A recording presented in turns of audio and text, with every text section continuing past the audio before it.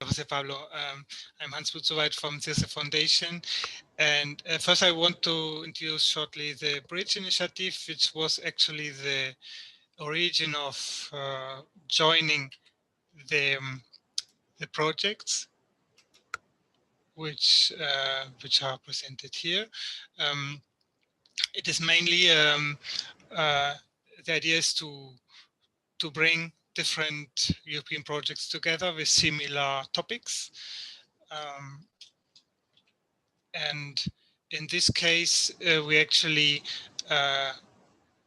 contacted from the interpreter project 4 different projects, and we had a webinar last Friday and on system level flexibility, and now we will focus on local solutions. So now just to give a short introduction to why we need flexibility and what is the background, I suppose you will already know, but just a short overview. From the European Union, there's an energy policy taking into account the major change in the energy system, which has 3 main tendencies, directions, which is the change of the generation. There, the objectives to have mainly to be independent from energy imports and to have a secure system. This change means that we have to change the whole market design. So there's also several topics to be taken into account. And finally, the whole thing should be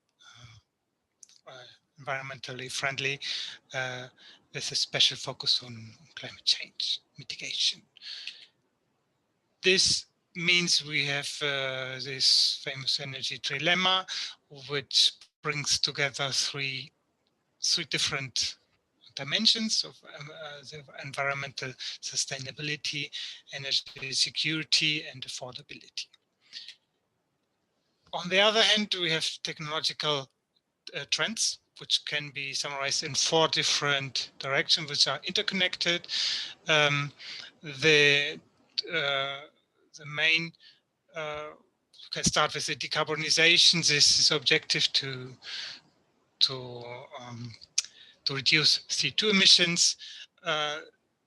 This is obtained by renewable energies mainly and electrification.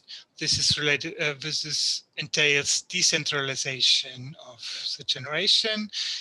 Demand also changes, shifting from thermal to electrical end uses. And finally, the digitalization is everywhere, from the end users, still the transmission system it's also changing many things. So this is our background. Basically, this picture in one or another form you have seen also. We are going from a centralized one-way path to a distributed multi-way future, which is in part already the present. So this is our situation. There are many areas for research. We are here talking about flexibility, thinking of enablers and system solutions.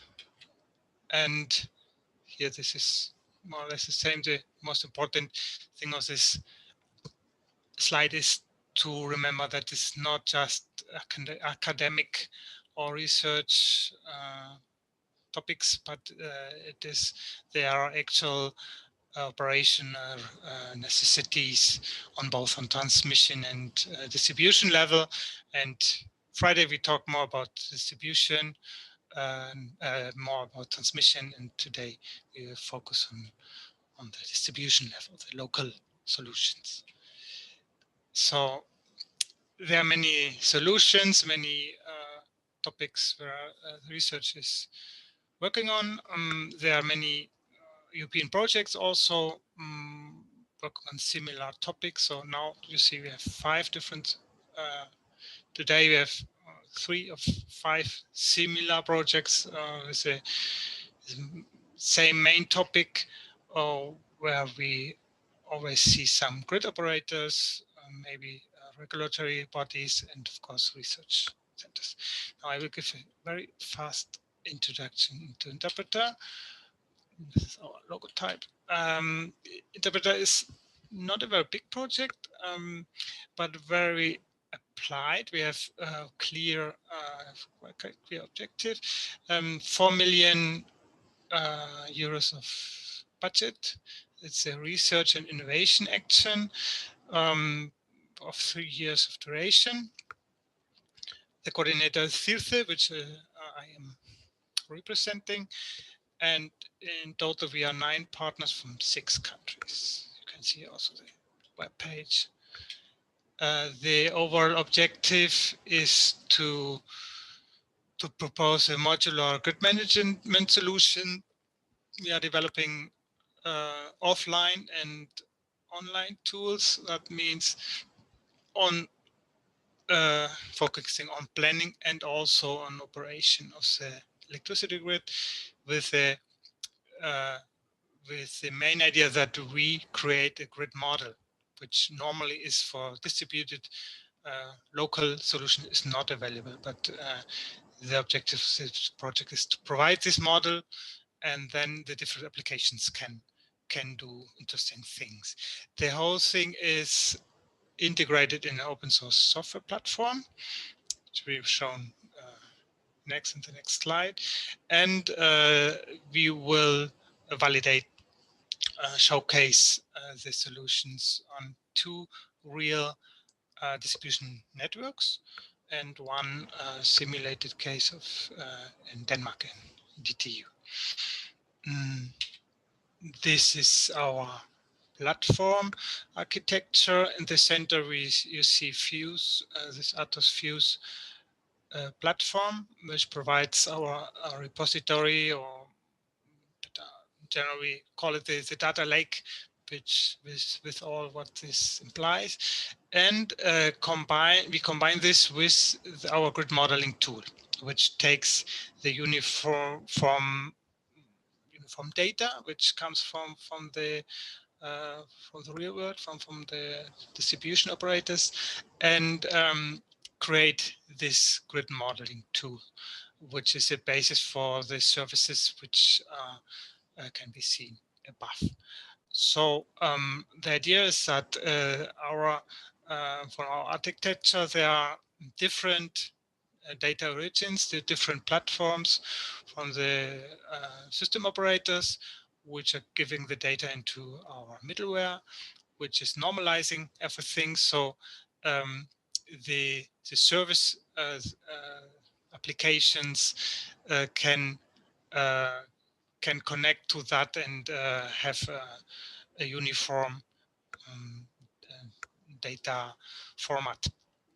So this idea is that this enables interoperability. I don't want to explain each of these applications. That's for you to see. There are 10 applications, 5 for grid operation and maintenance, and the other 5 for grid planning. And the 11th is our grid modeling tool, which can be considered a service on its own. Maybe some client is interested in the model, and that's it, and then want to work with it. Regarding flexibility, everything might be related more or less with flexibility, but the most important interesting things are on grid operation, the ancillary services, which are closely related with another application which proposes some coordination between these low voltage or distribution side services, which could be offered also on system level. So this coordination is a big topic in many projects. And on planning, there the fact of flexibility is can be introduced actually in every one of these applications. There the fact is for this optimization, we can take into account flexible elements like storage, for example. So this is really a fast, rough summary. In Interpreter, we have 1 year of execution now behind us and 2 years in front of us. Thank you very much. And now I give the word to Yorgos to explain to us the interface project. Yorgos, maybe you're muted. Yes. Good afternoon from my side. Thank you, Hans. So, good afternoon. I am George Boudadakis from European Dynamics, representing the Interface Consortium and the Interface project. So, let me start by saying that Interface stands for DSO Consumer Interface Architecture to provide innovative grid services for an efficient power system. It has answered the call that is related to the DSO consumer large-scale demonstrations of innovative grid services through demand response storage and small-scale generation. It covers a total budget of almost 21 million euros. It has kicked off its works in January 2019, and it is expected to end in December of 2022. The interface project brings together, and we are very proud of this, 42 partners from 15 different EU member states and one associated country. I would say that it is a rather heavily industry-driven project, having on board 7 transmission system operators, 8 distribution system operators, a European network, namely ENTSO-E, the European network of the TSOs, 2 aggregators, 1 regulator, 1 market operator, 9 service and technology providers, and 1 international organization, namely the Florence School of Regulation. So, how the interface idea was born? Of course, we wanted to follow actually the energy transition, and we wanted to contribute to the digitalization of the power system, to also facilitate the active system management, to provide solutions, proposals for the optimum exploitation of distributed energy resources, and of course, to bring the consumer in the core of the value chain. The strategic objectives of Interface were to design a common architecture that will connect all actors and markets in a transparent and non-discriminatory manner, to drive the collaboration in the procurement of grid services by the system operators, and also to create strong incentives to connect with customers, to integrate all different types of assets, small-scale and large-scale assets, to increase market liquidity for grid services, and to facilitate the scaling up of new services, to define and demonstrate standardized products, and also key parameters and activation and standard settlement processes for energy services. And finally, to promote state-of-the-art digital technologies in order to assure that the end user's engagement and motivation is taking place into the next generation electricity market.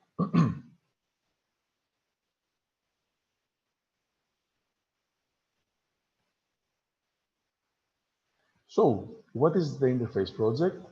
The Interface project is called EEXA, and this is the Interoperable Pan-European Grid Services Architecture.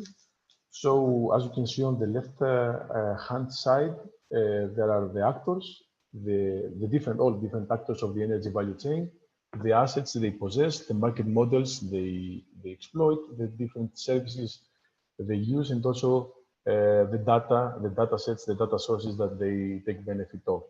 So what we bring in the middle as Interface project is an interoperable architecture that would connect these existing services, these business models and coordination schemes with new incentive-based marketplaces and services. We want to ensure the access of the customers to all markets and to make optimized exploitation of their resources, their assets, and their data sets. We want to introduce at the same time novel coordination schemes between actors to also facilitate this European vision for the TSO, DSO, and consumer collaboration. We want to introduce novel technologies for the digitalization of the energy sector. And at the same time, we want to introduce a powerful data governance layer that would actually take responsibility for all the information sharing needed in the energy value chain.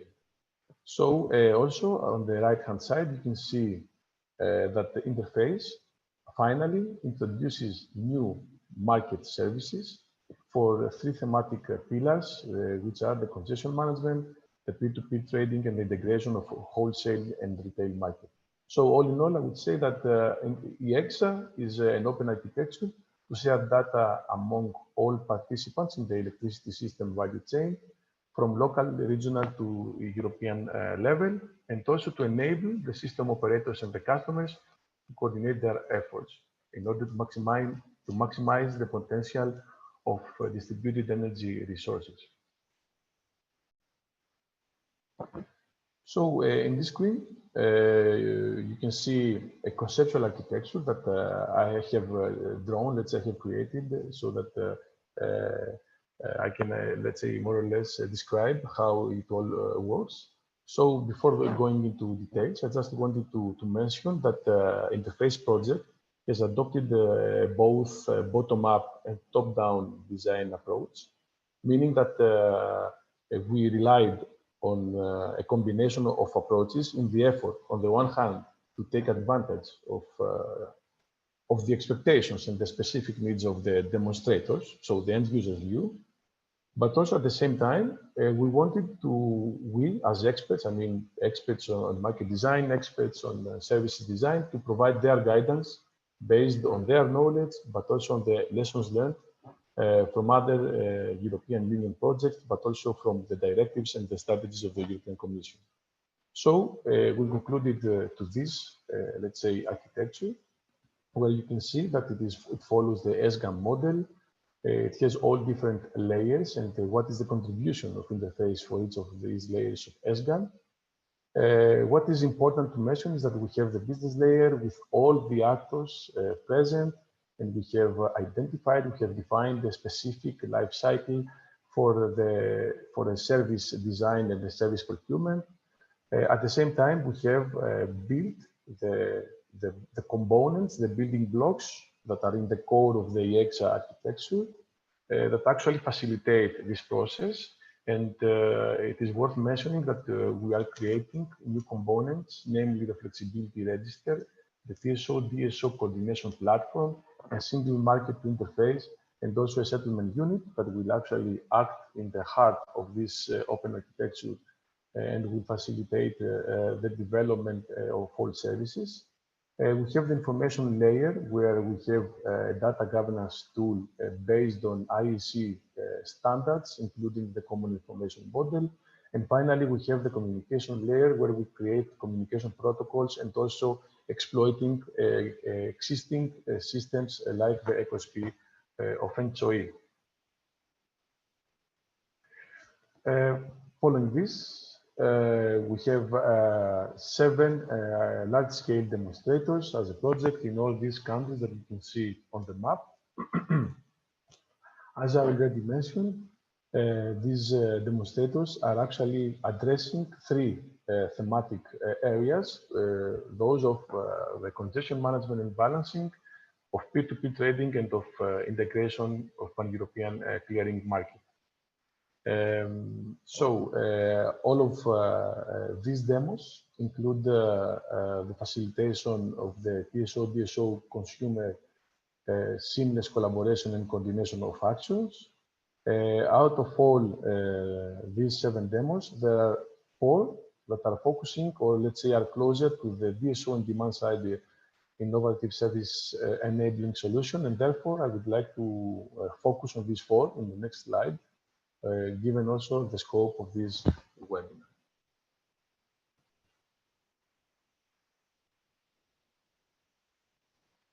So in the first thematic area, in congestion management and balancing, we have the DSO and Consumer Alliance demo in Italy. related to a centralized energy management system for microgrids. So this demo is taking place in a town called Osimo. This town has only a single point of connection to the transmission system operators, and it is considered an island. And the local energy community, meaning the municipality, owns the distribution level. So prosumers are participating in the aggregation and are managing all flexibilities. So in Osimo, there are 5 medium voltage branches, and they serve different areas of this microgrid. So there is, I would say, a heterogeneous distribution of the way that the end users are using the renewable energy resources, and this causes actually 2 main problems. One is the resource management issue. So there is a, let's say, seasonal variability of the renewables. And therefore, in certain cases, the microgrid is forced to inject part of the renewable production towards the national grid. So this reduces the benefits of the self-consumption. And there is one more problem that has to do with the service quality. So this project actually suggests through the interface to overcome these issues by increasing the flexibility of the microgrid and moving part of this problem from the generation to the demand side by integrating a centralized electric energy storage system, but also a series of distributed controllable loads with the main objective, as you can see on the screen, to have a centralized energy management optimization at city scale, meaning that it would probably increase the microgrid self-consumption of renewable energy, and in this manner would reduce the amount of power that is finally being injected towards the national grid. At the same time, it envisions to improve the power quality of the microgrid, to promote the engagement of the final users in the demand response programs, and to test a methodology that would allow the coordination of operability of the battery energy storage systems and the distributed loads. At the same time, we have a similar, let's say, demo that is actually focusing on a smart office building. This is the intelligent distribution nodes demo in Bulgaria. So this building, actually the vision here is to provide flexibility technical solutions in order to optimize the building production consumption, and also to provide, when possible, flexibility services initially to the DSO and possibly to the TSO through specific business models. This building is smart, has all, let's say, assets, photovoltaic panels, electric vehicle chargers, and so on and so forth. And the vision here is to create and to develop an energy management system that would control the energy behavior of the building and would enable demand side response. Following that, we have one more demo in this first demo area that is named Single Flexibility Platform Demo. So this is a cross-border demonstrator involving Estonia, Finland, and Latvia. This is a demo that actually puts the prosumers in the grid operation through enablers, flexibility and balancing service providers and aggregators. This demo will serve as the first prototype to test this common architecture, the EXA architecture, addressing the different needs of the European Union. And the main objective here is to decrease the barriers for flexibility service providers to participate in flexibility markets, to also then increase the coordination of the system operators so that they enable higher participation of flexibility, and finally, to facilitate competition between power exchanges. And this will be achieved through a single platform where all actors will be in the position to trade flexibility services in a transparent and cost-effective manner. Finally, the fourth demo that I was referring to is the asset-enabled local markets demo that will be deployed in Hungary and Slovenia for microgrid local electricity markets using the assets capabilities.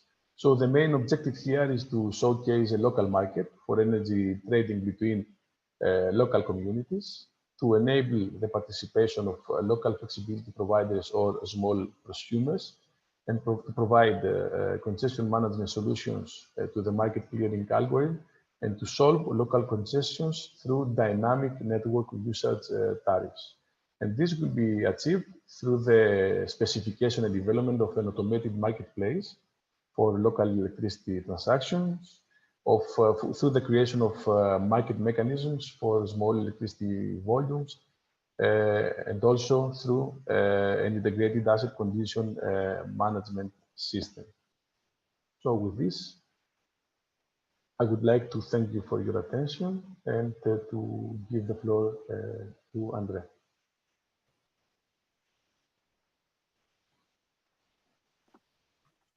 Okay, thank you very much. My name is André Madureira. I'm here to talk about the ATTEST project. Welcome to this webinar, and we're very happy to be here presenting the project. So you will find some similarities between this project and Interpreter presented by Hans. In fact, these are because they answer to the same call of the European Commission, which is ES6 on research on advanced tools and technological development. So in a nutshell, ATTEST stands for Advanced Tools Towards Cost-Efficient Decarbonization of Future Reliable Energy Systems. This is, as Hans explained, research and innovation action. So more focus on the development of tools in lower TRLs, but also with a component on demonstration. This project has started in March 2020, so right in the beginning of all this pandemic, and it will last for 3 years. Ineshtek is the coordinator of the project, and it has 9 partners from 6 different EU countries. So you have them here: Ineshtek from Portugal, Comillas from Spain, List from Luxembourg, Manchester from the UK, TechRain from Italy, and then 4 partners from Croatia: HEPODS, HOPS, iCent, and Concharket. So I will try to explain you very briefly what the project is about and what we intend to do. When we set up the project, the first thing we were asked to do was to define what would be the energy system in 2030 and beyond. And this goes around some of the things that were mentioned in the presentation, the first presentation on the flexibility.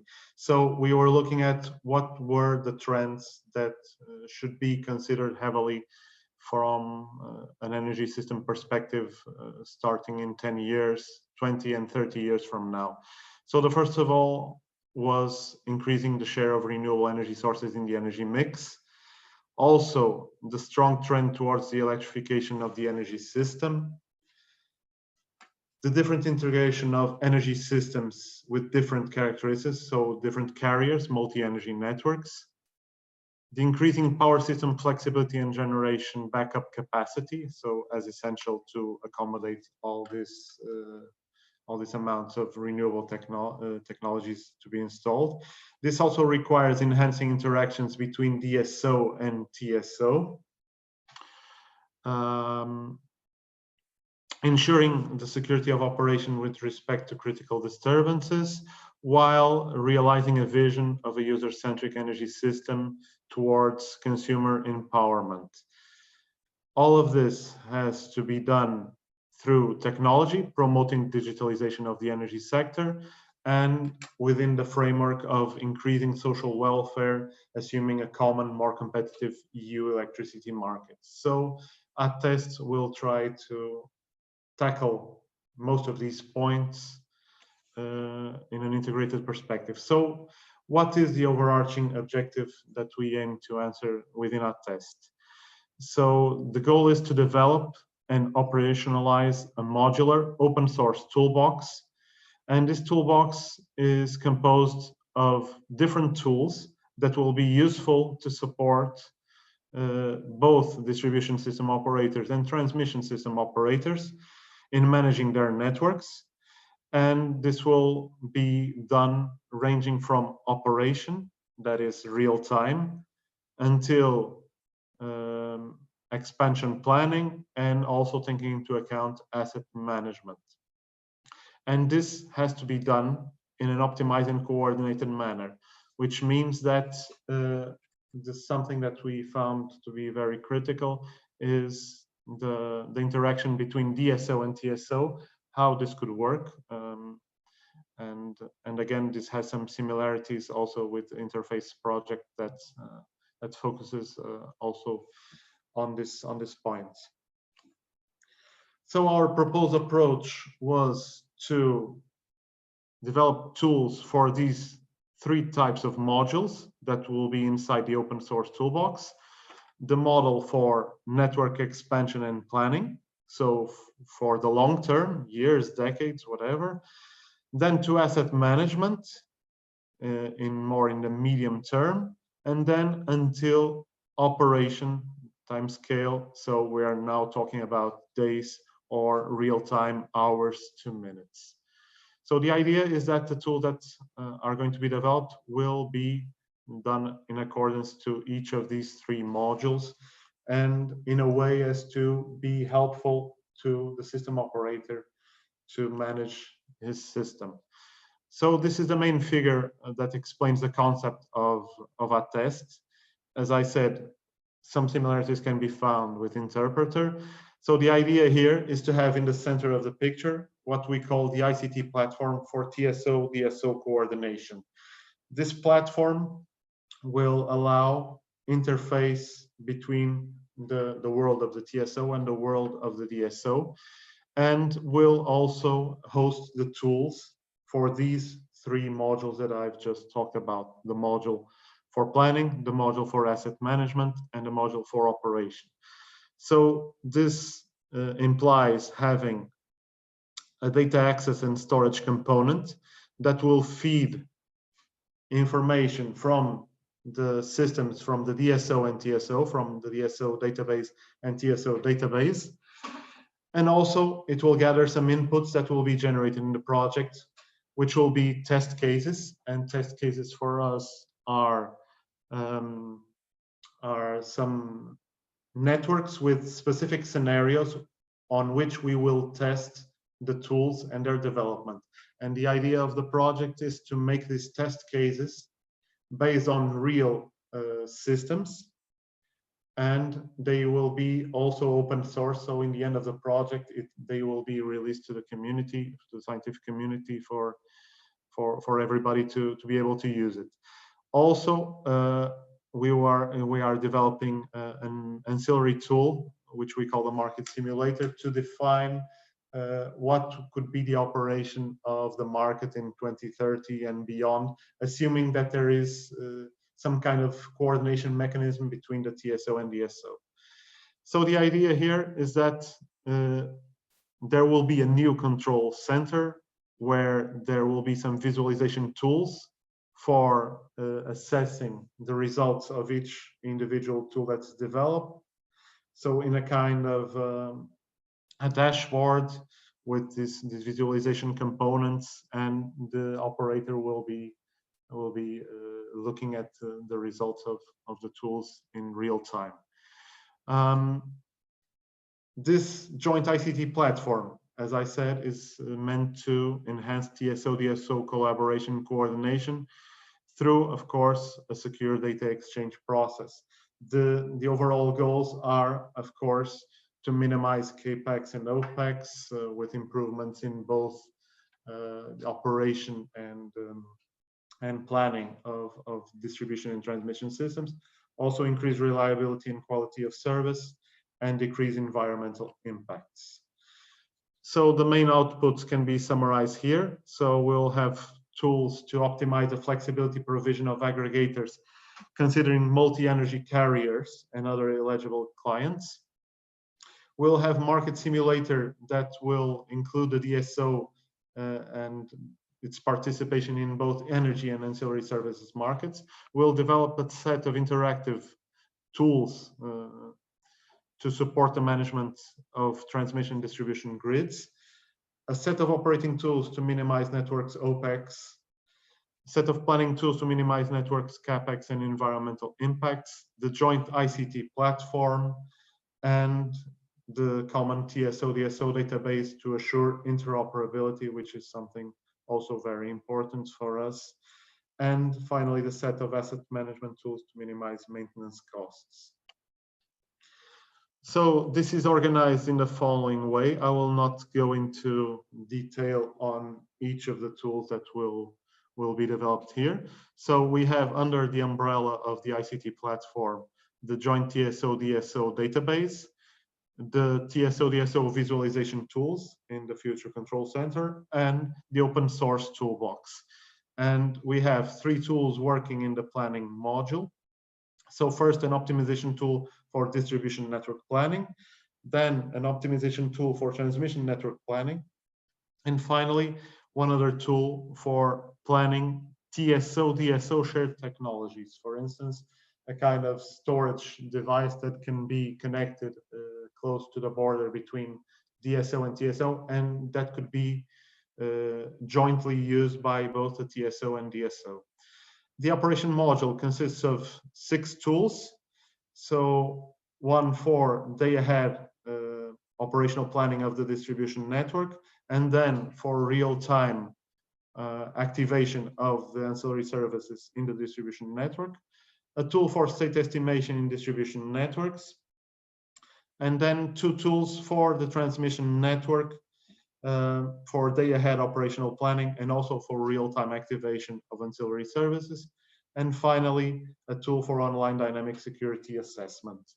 The asset management module will also consist of 3 tools: characterizing the condition of assets, defining the condition indicators based on different heterogeneous information sources, and finally, to define the smart asset management environment. All of this will be tested in a demo site that will be in Croatia and includes 3 different zones. So we have a single demonstrator in the project in Croatia where we're going to test most of these open source tools that we are developing. The demo consists in 3 zones: the Zagreb demo, which focuses primarily on demand response and flexibility from buildings, then the Koprivnica demo, focusing on network operation and flexibility from traditional assets from the DSO, such as online transformer, tap changers, and so on, and then the Northwestern Croatian demo, focusing on network planning and expansion. As this is more related to the topic of this webinar, I will focus on the Zagreb demo. These are the 3 zones of the Croatian system that ATTEST will tackle.